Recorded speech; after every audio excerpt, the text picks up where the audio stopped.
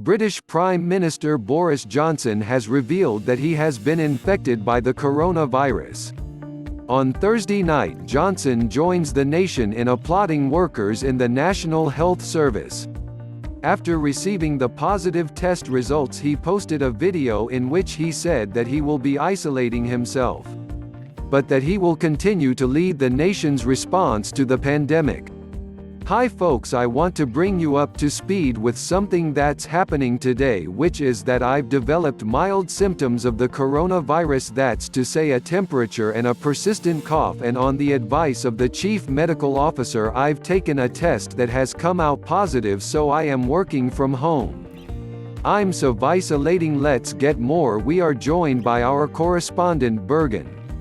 Mass in London. So Birgit, we have it there, Britain's Prime Minister infected by the coronavirus. What does this mean now going forward, and especially when it comes to his ability to govern at this crucial time for the country? Well, yes Sarah, we've just had in the message that you played from Boris Johnson that he is aiming to continue to lead the country and lead the fight against coronavirus.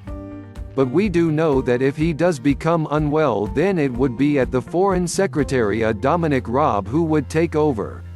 But at the moment we don't see any signs of this just yet, but we're probably also at the beginning of the Prime Minister's suffering from the virus, so he's saying he has mild symptoms at the moment, so he can probably still continue to lead the country, but if he should deteriorate, then it would be Foreign Secretary Dominic Raab taking over. He's also saying that he's self-isolating. What we don't know is whether he's still living together with his fiancée, who is several months pregnant, and of course the advice is that women who are pregnant should be very careful not protecting themselves from the virus.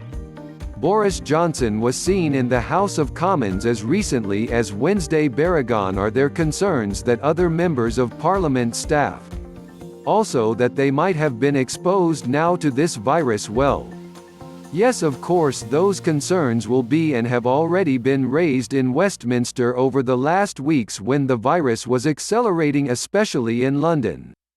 And there were several MPs who had said we should really not sit anymore, we should go home, and we should not be all cooped up in the really quite narrow chamber of the House of Commons. However, in the last weeks MPs had spaced out more, only a few were present, for example at the last Prime Minister's questions on Monday, when normally the House of Commons is very packed, so they have already started isolating in to a certain extent, but critics will say that should have happened much earlier in order to just prevent more and peace than going out into their constituencies and spreading the virus further. And this is not the only high-profile case. In addition to Johnson, we also have Prince Charles there in the UK, who has also tested positive for the coronavirus. Is the virus potentially more widespread than people are aware there? That would be the suspicion officially. I think it's just over 11,000 cases that have been confirmed in the UK, but I think most people will by now know someone who has contracted the virus, know someone personally, and many people who are frankly quite frightened about how widespread this already is, and how it could be developing over the next day, working on the assumption that the peak is going to hit especially London, and the next couple of weeks, the peak of the coronavirus crisis. But we also know that hospitals are ready, and especially in London are already overstretched, so even though it's a very sunny day and the moods on the surface might be quite good for Londoners and for people in the UK, underneath I think a lot of people are frankly quite scared. Forget mass in London. Thank you, Bergen. Well, the presidents of the US and China appeared to have resolved their feud meantime over which of their countries started the coronavirus pandemic. After President Trump talked about the Chinese virus, as he called it, China's foreign ministry suggested that it had been brought to China by the US military. Now Presidents Trump and Xi have spoken on the phone, and they have agreed to work together to fight the pandemic. Also, the Chinese province of Hebei, where the coronavirus pandemic began, has reported no new cases since lifting its lockdown and reopening its borders on Wednesday.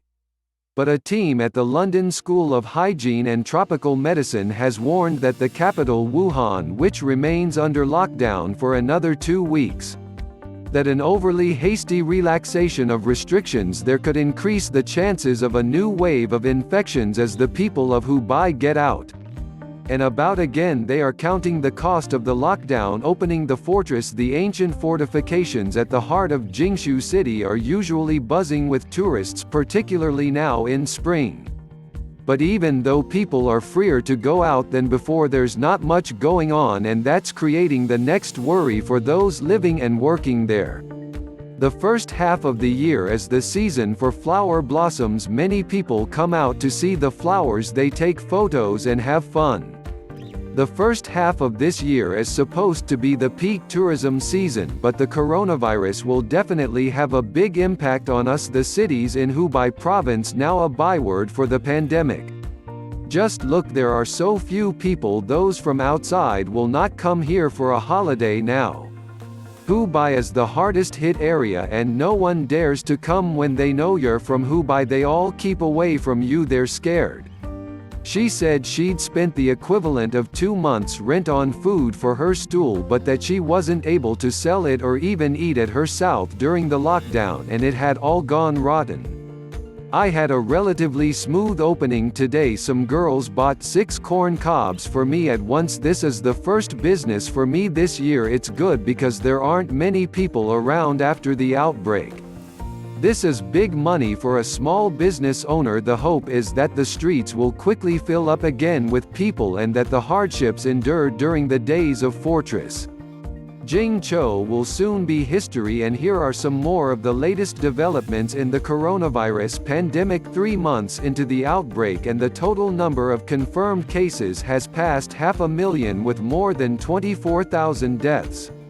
Spain has seen a record one-day rise in fatalities with 769 people dying in 24 hours. That death toll is now more than 4,800. Indonesia, South Africa and Russia have all passed 1,000 confirmed cases that mark. Meantime, in Russia, the government has ordered all cafes and restaurants to close for 2 weeks.